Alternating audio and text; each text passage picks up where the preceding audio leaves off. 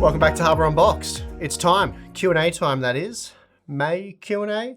Yep. And we'll be heading to Computex shortly, so that means we've only got time for two parts. This is obviously part one, but there'll be another part coming up in a few days, at which point we're probably going to be on a plane heading to Taiwan for Computex.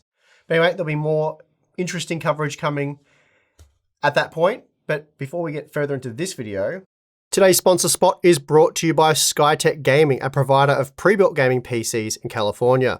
They offer lifetime technical support backed by well-trained customer support, and all their systems feature a 1-year parts warranty. One of their newest pre-builts is the Azure 2, which Skytech Gaming sent over for us to check out. This is a well put together PC that looks great, the BIOS has been tuned for optimal cooling and noise performance, and the cable management is extremely neat. It features the new GeForce RTX 4070 along with the Core i5-13600K, and this allows it to deliver impressive mid-range performance, while supporting all the latest and greatest features such as DLSS 3 frame generation, ray tracing, and AV1 encoding. So, to get the right PC built for you, check out the link in the video description.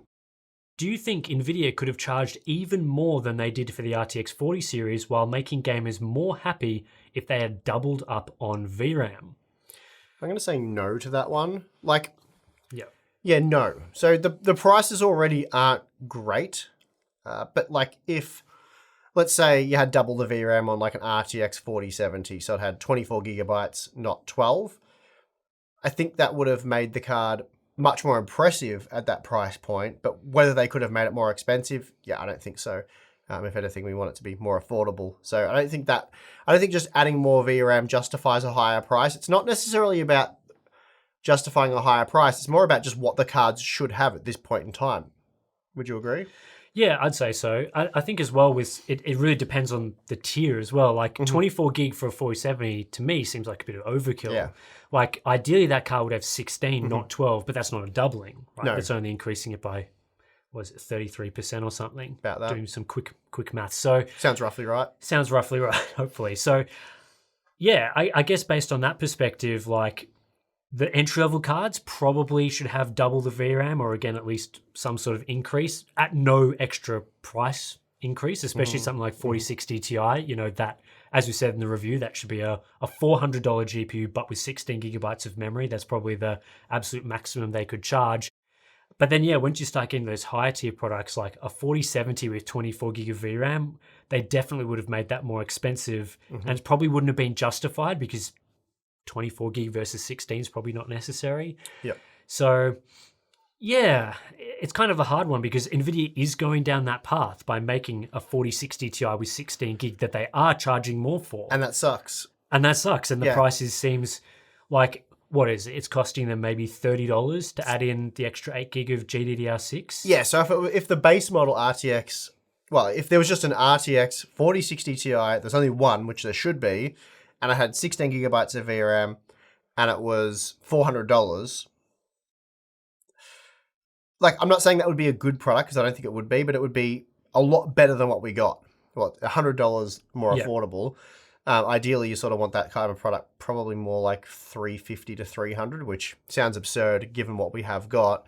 But yeah, it's basically just how much VRAM you should have at each price point, but adding more VRAM doesn't mean you can increase the price. Because as Tim said, we've already sampled the RTX 4060 Ti, and it's not going to fly well. I mean, we haven't tested the RTX 4060 Ti 16 gigabyte yet, but based on everything we know about the performance of that product, and it just fixes the problems of the standard product while having to pay $100 premium for the fix, it's not going to go over well. Yeah, I feel like a fix is sort of like, that should be at the same price. It's like if there's an issue with it and then you fix it, it's not, then you charge more. Yeah, as you say, that product should have had realistically about 12 gigabytes of VRAM. I mean, 16's nice, but at minimum it should have had 12 gigabytes of VRAM and probably cost more like $300. I think an RTX 4060 Ti GPU with 12 gigabytes of VRAM, so we're talking roughly the same performance as what it has, but obviously be a slightly different configuration. But I think that tier of performance, 12 gigabytes of VRAM, is a $300 product. Yeah, I agree. And now there is still going to be room for some sort of 8 gig product in the lineup. It would just be very much towards the low end. Like $200 max. Yeah, I don't think anyone would be advocating for, you know, a $200 or $150 GPU to have 16 gig of VRAM because it's probably going to be pretty difficult from like just a BOM cost to put 16 gig in a like $150 GPU. There would definitely still be a reason to have 8 gig there. But I mean, we're talking about products that clearly have the performance to run typically ultra settings at 1080 or 1440p, and they just can't because of VRAM, which, as you said, is something we haven't seen before. No, and we're talking about games that are currently out and about. Yeah. Presumably, you'll keep this product for 1, 2, 3 years. And if that's the case, then yeah, we're going to see some serious VRAM related issues for these GPUs in the future. Yeah, we'll move on to the next one. With limited reviews on B650E boards, for those not looking to spend insane money on X670 boards, what would you set the minimum board recommendations and RAM for a 7800 X3D? Right.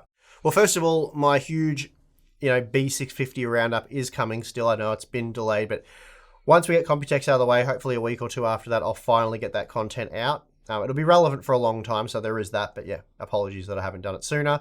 As for the boards, well, stuff like the ASRock B650M HDV, I think that's like a $120 board. And that all CPUs work on that board at their full performance, 16 core CPUs, the whole lot. So when it comes to B650 boards, there isn't a board. Maybe the Gigabyte MK.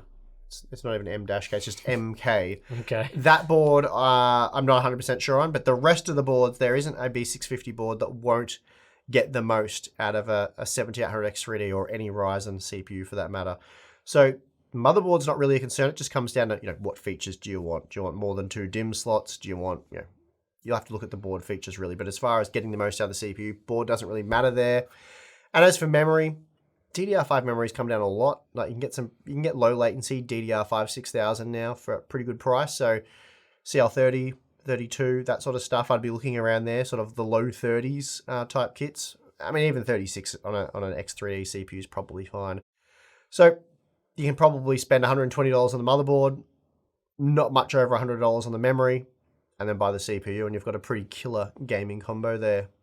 But of course, I'd also factor in the fact that you do have the platform longevity there, broad platform compatibility. So I'd urge you to spend closer to $200 on a decent board with some decent features now.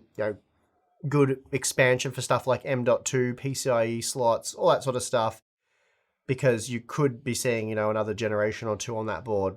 So it might be worth spending the extra $50 to $80 or whatever.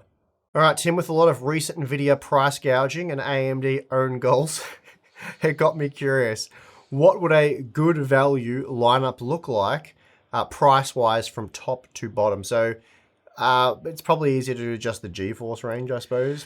There's more GPUs available there. And I'm assuming that we're not changing GPU configurations. Like we're just taking the existing products and adjusting their price.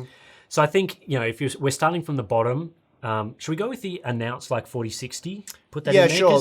Yeah. That should probably be at like below $250. I would say at $200 for that product. That's where I would ideally price that product. I mean, when you look at the market today, it looks like at best it's going to be better value than the 3060, but not necessarily beating AMD GPU value. So it still is sort of slotting into the current GPU lineup. Now we are going on Nvidia's performance numbers there and trusting that the $300 price will be accurate, which it wasn't for the 3050 and to this day still isn't.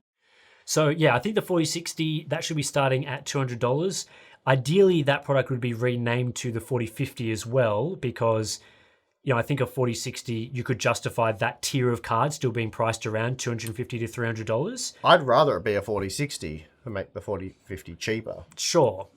Ultimately, anyway, the name doesn't matter. Let's just go on. Let's just stick. But that would allow the 4060 Ti, which I think clearly is a $250 GPU, to slot in at $250. Yep. And $300 for 16 gigs. I think $300 for the 16 gig model, which you just buy then, makes sense, and therefore you'd probably just delete the 8 gig model from the market entirely and just let people buy either the 4060 or the upgraded 16 gig card. I think the 4070, that was launched at $600, but probably is more like a $400 GPU. It has 3060 Ti-like specifications. I think it would really sell it like hotcakes at $400. That would be a great like mid-range GPU. Sort of max. And we're sort of trying to target like 20 to 30% price to performance improvements compared to the previous generation. That gets people talking. That's interesting. I think 4070 priced at that would make sense. And then you have the 4070 Ti slotting in at $500. It does have 12 gigabytes of memory as well, so I think it makes sense for that to be priced probably no more than $500. You probably still want that to be a 16 gig card. Yep. So that's like, and then it starts making heaps of sense because then we've got the 4080 coming in at $700. The same price as the 3080, obviously offering a lot more performance and more VRAM. That card would make sense for high-end shoppers. And then the 4090 could really be priced at anything. Could be $1,600 still. 60, like as crazy as it sounds to go from a $700 4080 to a $1,600 4090, I think that could be justified. I don't care. Like it doesn't matter. It's a premium product. They could sell it for $2,000 and it would be still sell. So yeah, I really care about that sort of mid-range, the sensible stuff. When you go to the diminishing returns, if they want to make a Halo, like a godlike type product, don't care too much. Ideally, $1,000 probably makes sense or whatever. But if they want to go up to, well, actually, it's quite a bit faster. So it is quite a bit faster. But I mean, there would be obviously room for a 4080 Ti type product to slot in between the $700 price and the $1,600 price. So that would make sense. And then, I mean, with AMD's GPUs, I still believe they can't be price competitive for the same performance. They still need to be priced a little bit lower. So then, you can go ahead and slot in where those cards should be in that lineup. But knock 10-20% off whatever you think's reasonable. Yeah, but you'd sort of be talking about 7900 XTX being priced at $650, $600, and then the rest of the lineup coming from there. And that what we've just talked about sounds like a huge price correction, but realistically, that's the value that would be needed to make these cards exciting. I mean, they've sort of improved the value as time has gone on in terms of price to performance. Like, you've done the MSRP comparisons, and each new card comes out being the best value new GPU, but it's best value by like that much. Yeah, you see like the jump from the 2060 Super to like a 3060 Ti is massive. Yeah. And then from the, or even I think it might have been just the base 3060, and then from that to the 4060 Ti is such a small jump. It's like that jump to that jump. So yeah, I mean, I think it's, people expect price to performance improvements. They don't expect new GPUs to be effectively slotting into the existing market, especially because a lot of those Nvidia cards have not come down in price. So it's not like they're even targeting flash. Anyway, we've talked about that a lot on the channel. And the hope is now that the 50 series does something like that. And we're well aware of inflation, manufacturing costs have increased, but not to that degree.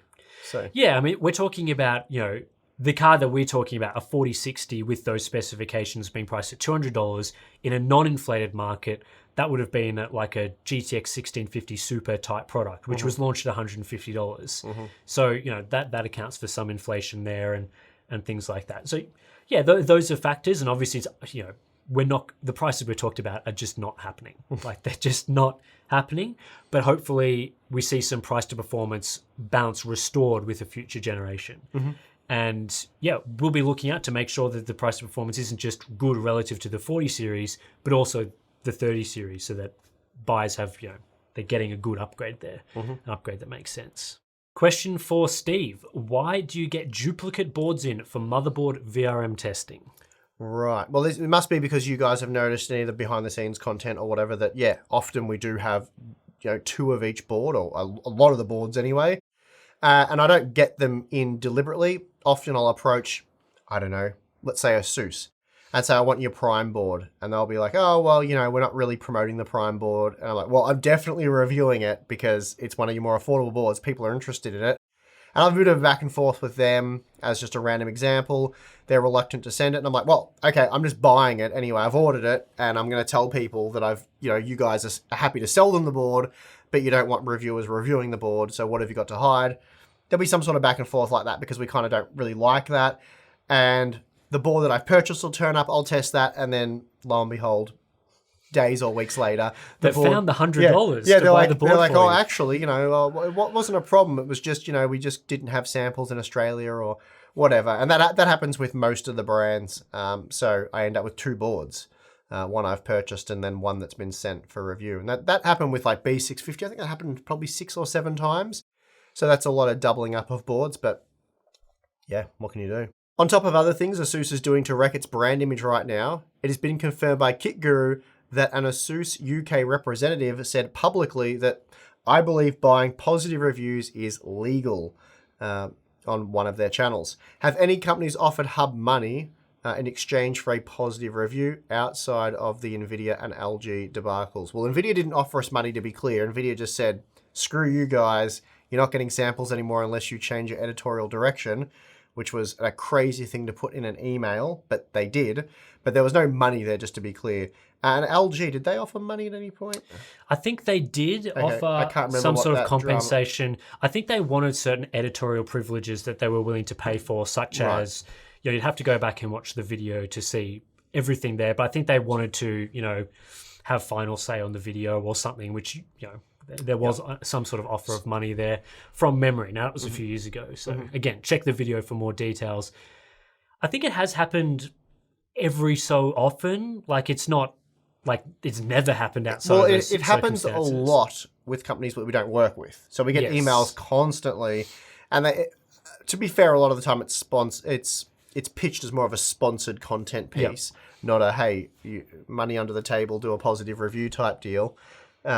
Obviously, the disclosure is often left up to us, but for full transparency's sake, we don't do sponsored videos at all, like none. We get ASUS, Gigabyte MSI, they approach us regularly to do a sponsored content piece on their new Wi-Fi 6E router range or something like that, and they're quite lucrative deals, but we don't do sponsored content at all. So no Dyson vacuum type videos, none of that stuff. We do ad spots, which you would have seen in this video.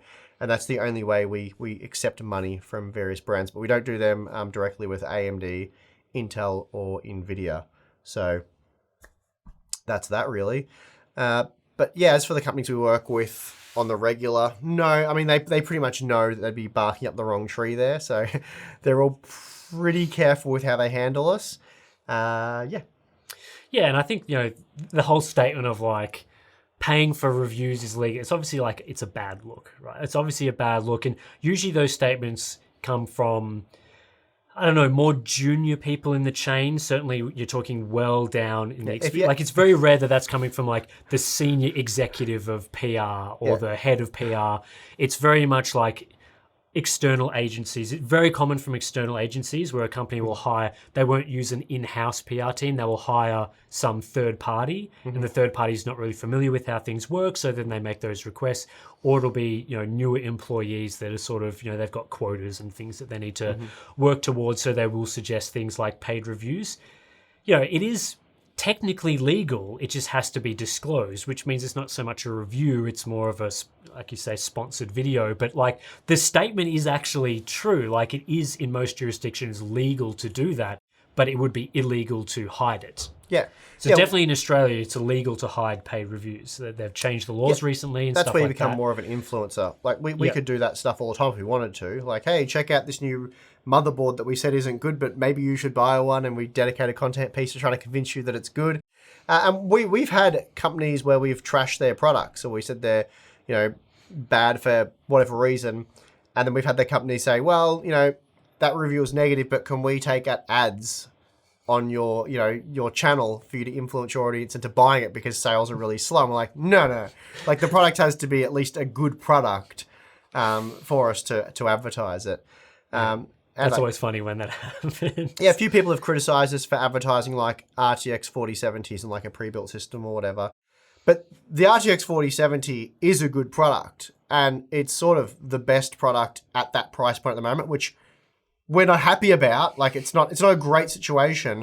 But if you came to me and you said, well, I've got about $600 US, I want to buy a graphics card right now, it's well, what have you got, the 4070 or the 6950 XT? Both pretty valid arguments for either one of those. I would personally prefer the 4070 for much more fuel efficient, AV1 support.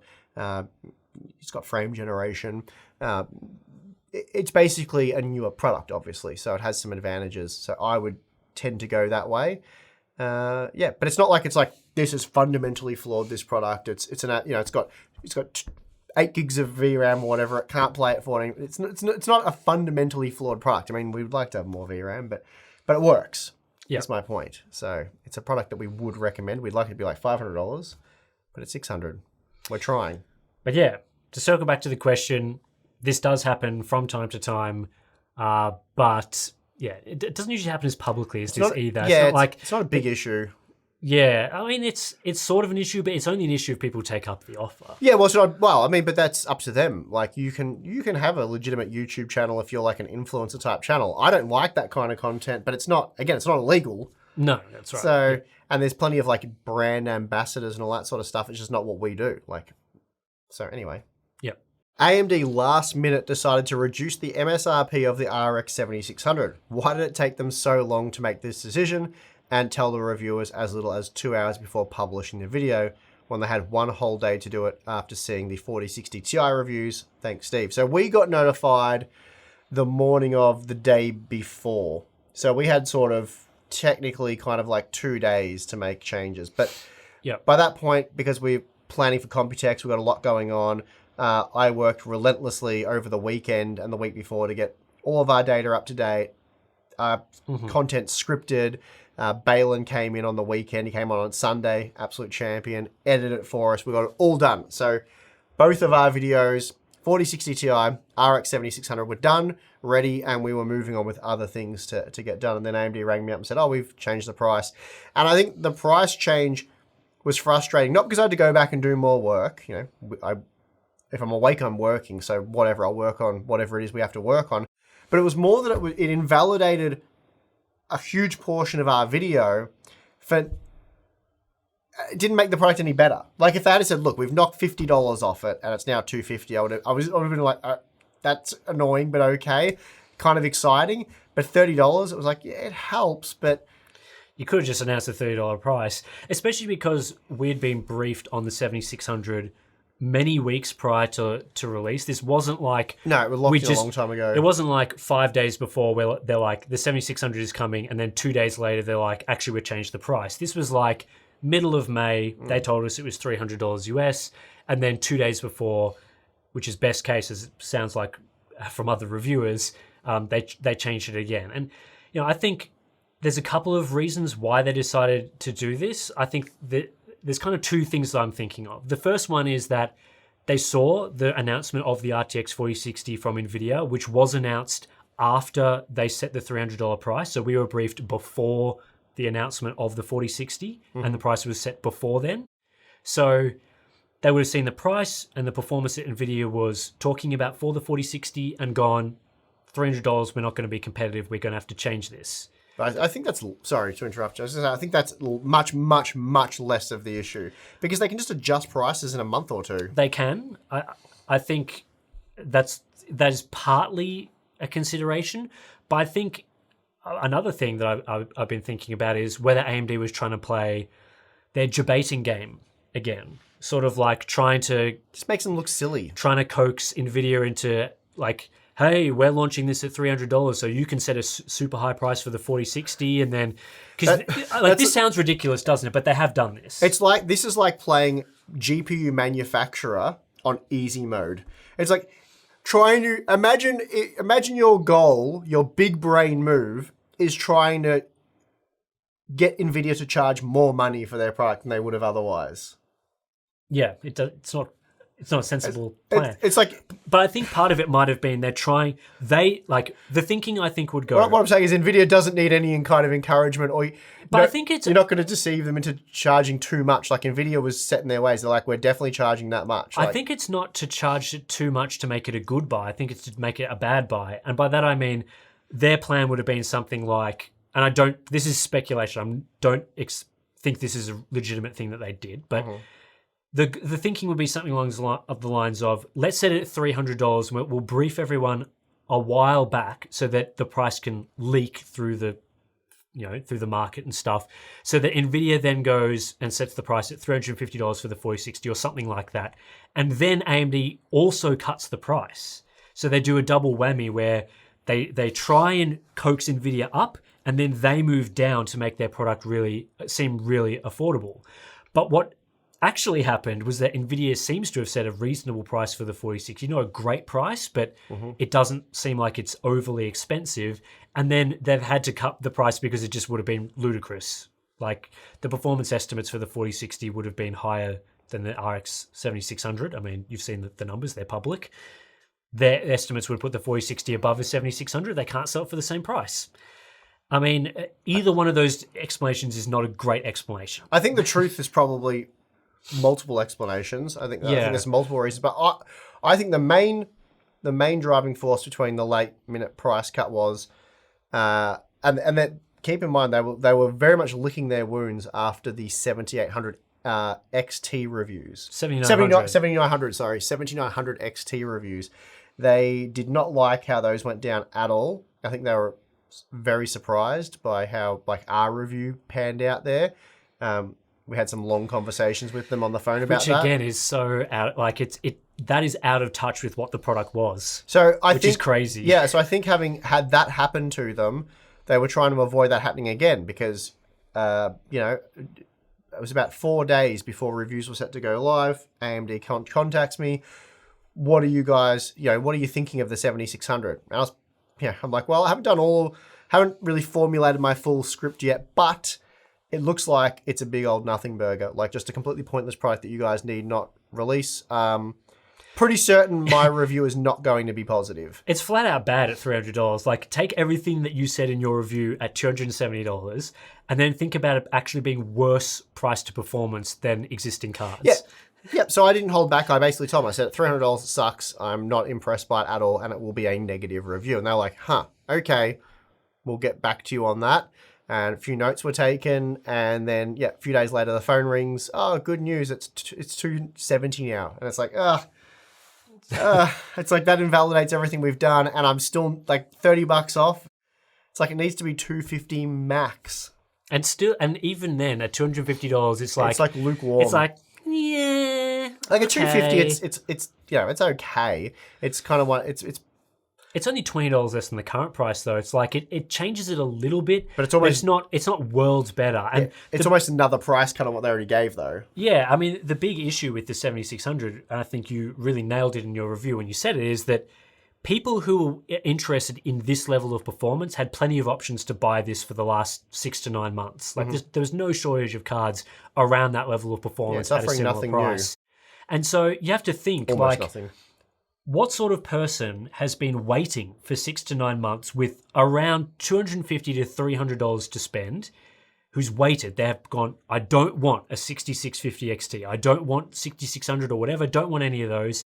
Which of those people is now wowed by the 7600? And the answer you have to come to is literally no one. There is no one who was waiting that is changing their mind based on this product. And that's why the price has to be a lot lower. $250 is like, maybe someone waiting would change their mind. But as you said in the review, $220 to $230 would have got people talking. That would have been like, I was waiting, I didn't want those cards, but now there's this new, much faster $230 product. I'm in, I'm buying that. That's the discussion that I think these companies have to be thinking of, is like, who is not buying and what is going to make them buy. And the 7900 XT was definitely not that product, and the 7600 isn't either. Yeah, so it was likely a lot of negative feedback from reviewers. This was going to be another disastrous launch for them with just largely negative reviews. And also they had the looming release of the RTX 4060, which looked like it was being a bit better than what they thought at the same price.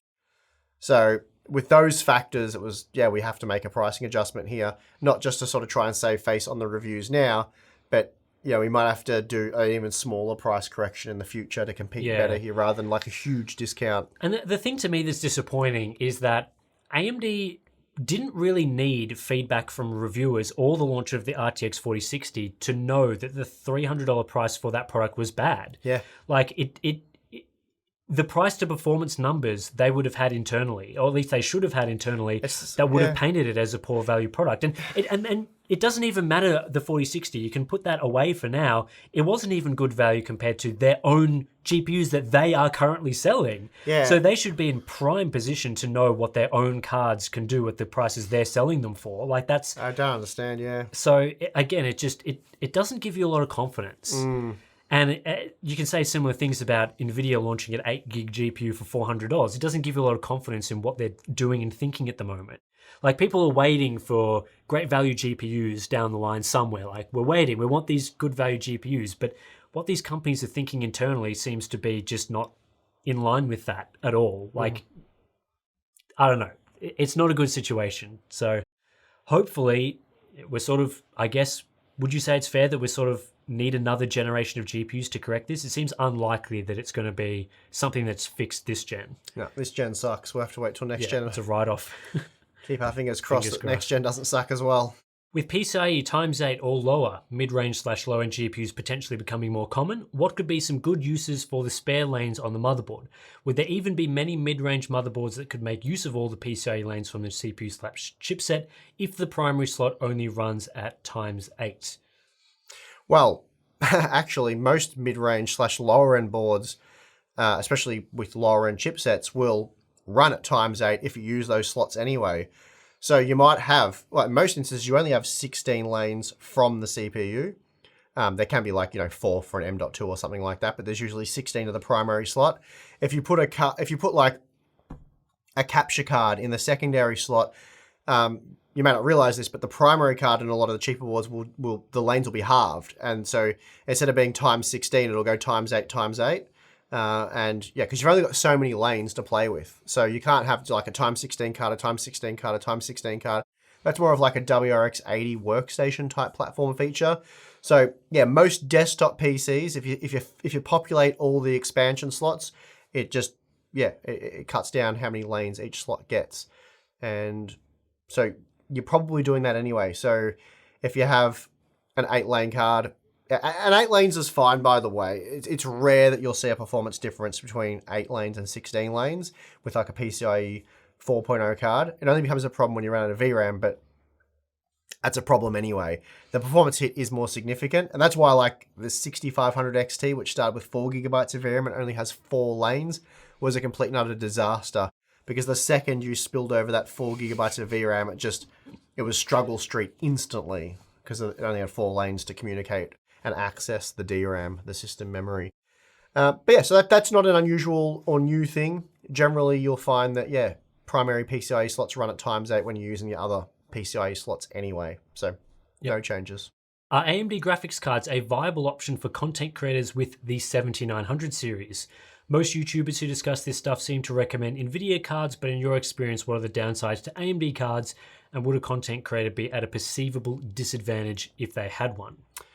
Well, this is an interesting one. So I've got a 6950 XT in my editing PC. Balin's currently got an RTX 4090. And when it comes to like playback and stuff, we can't tell the difference. So I'm not sure. He's obviously using his as CUDA accelerated. Mine's OpenCL.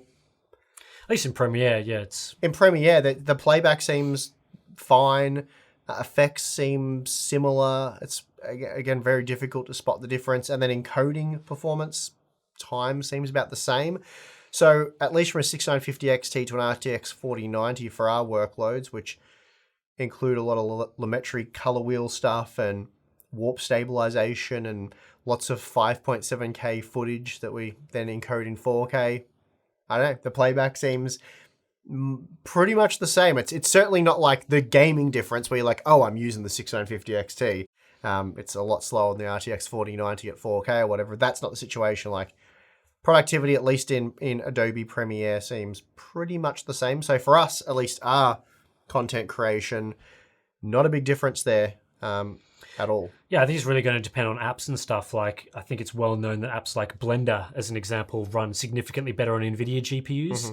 You know, AI workloads, if you're doing like stable diffusion, I'm not super familiar with those things, but those also seem to run significantly better on Nvidia GPUs again. So it really does depend. Like the video encoding performance and stuff, it seems fine. Mm-hmm. I don't know how it goes in DaVinci. That may be different if you're using Resolve, sure. But certainly for Premiere, it seems much of a muchness. And the times that I've tested like encoding performance, like let's just transcode a 4K file to a 4K file, change the codecs.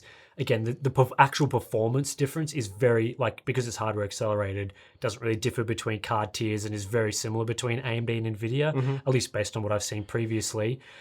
For streaming, that's again AV1. Yeah, I've been doing some non-scientific AV1 streaming comparisons, and I've found the Radeon RX 7900 XTX to actually be a bit more foolproof than the RTX 4090 right now. It's getting a lot more sort of pauses and stutters on the stream at higher bit rates with the 4090, whereas the Radeon GPU seemed to not have as many issues. And the people watching it back found that the Radeon GPU was doing a better job. Again, it was not, wasn't highly scientific type testing, but it was a couple of hours of streaming on each. And yeah, at the very least, worst case scenario, the Radeon GPU, I'm comfortable in saying the 7900 XTX is as good as the RTX 4090 for streaming AV1 on YouTube. Yeah, so I think it's going to be very, as with a lot of these things, very workload dependent. Like I'm sure there are cases where Radeon's got an advantage and GeForce has got an advantage. That, with all those productivity apps, it's like you can find things that just trip up certain setups. Like there's just one configuration that runs like crap on a certain config. If you're primarily doing productivity, the GeForce GPU is a much safer bet. I would say so. I mean, these days, the VRAM thing as well, like AMD is probably going to give you a little bit more VRAM at lower price tiers. So if you've got like a big VRAM model, that could play into it. But again, I think the GeForce GPU is probably, the safer way to go. Certainly, apps are more likely to be optimized for GeForce and CUDA than the AMD solutions. Okay, we'll hit pause there on part 1, and then we'll resume for part 2, like I said, in a few days' time. And at which point we'll be at Computex, doing all kinds of fun stuff, getting loads of content ready for you guys. So make sure you're subscribed to check all of that out. And of course, we also have Float Plane and Patreon. If you want to get some insider information, access to our exclusive Discord server, monthly live streams, more Q&A stuff, and behind-the-scenes content. So that's worth checking out if you're interested. I imagine there'll be a bit of BTS stuff going on at Computex as well, because we make some videos, but there's a lot of cool stuff that we don't really... we're not going to make into videos. So I'm taking a little travel vlog camera. So that'll be interesting. We've got Balin with us as well. So that'll be good. Should be some fun. All right. Well, I'm your host, Steve. I'm your host, Tim. See you next time.